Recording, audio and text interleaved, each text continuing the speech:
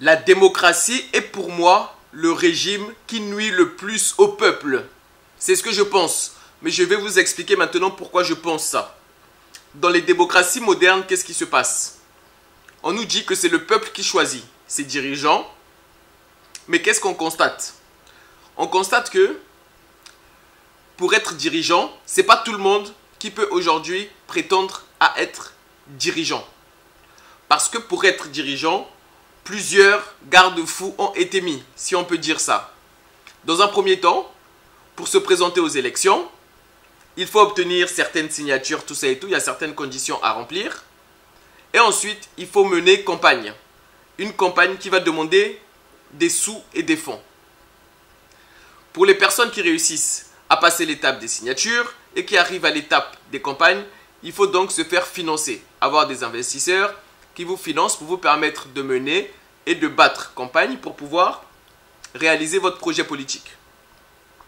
Dans les démocraties grecques à l'époque, le système du tirage au sort se pratiquait beaucoup. Et je trouvais ça beaucoup plus sain. Parce que du coup, n'importe qui pouvait accéder à des postes de responsabilité. Dans les démocraties modernes, ça ne marche pas comme ça. Il faut passer plusieurs étapes et il faut se faire financer. Mais en Afrique, on dit que la main qui donne est au-dessus de la main qui reçoit. Quand tu te fais financer pour participer à ces élections, tu es redevable envers les personnes qui t'ont financé. C'est pour ça que vous remarquerez qu'aujourd'hui, dans beaucoup de démocraties modernes, les dirigeants ne servent pas les peuples, ils servent une certaine élite. Et donc finalement, à mon sens, dans les démocraties modernes, le pouvoir a été volé au peuple et donné à l'élite. Et c'est cette élite qui est dans l'ombre et qui finalement finance et contribue à financer toutes ces personnes qui arrivent au pouvoir, qui détiennent réellement les règles du jeu. Des personnes sont élues, mais si on n'est pas satisfait de ce qu'ils font, on n'a pas les possibilités de les retirer de leur position. Ils sont obligés de rester là. En plus, les démocraties sont dans une vision court terme, dans le sens où généralement, les élections sont aux États-Unis, la durée c'est 4 ans, on est élu pour 4 ans. En France, c'est 5 ans. C'est des courtes durées. C'est des durées qui ne laissent pas le temps de mettre en place des grands projets sociétés.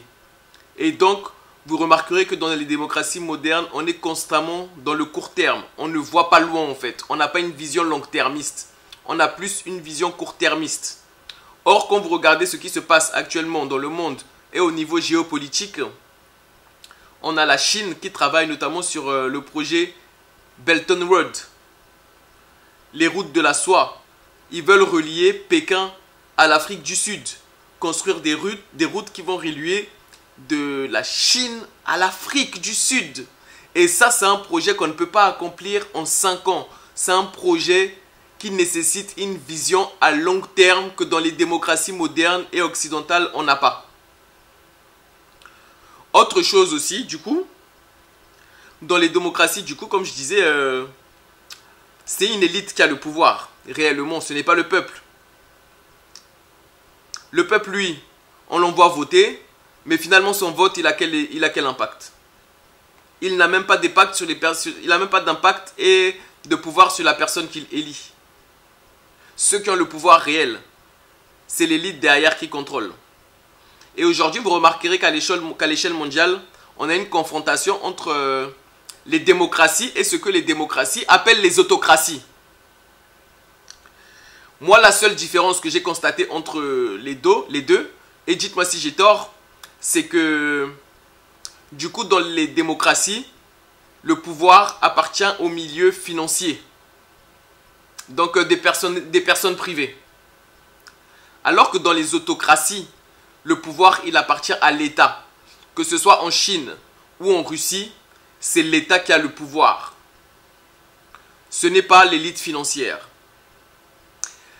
Et ce que les démocraties ont fait aussi notamment, c'est ce qu'on appelle les privatisations, c'est-à-dire qu'à un moment donné, prendre des biens publics, des biens d'utilité publique et les confier à des personnes privées qui s'enrichissent avec.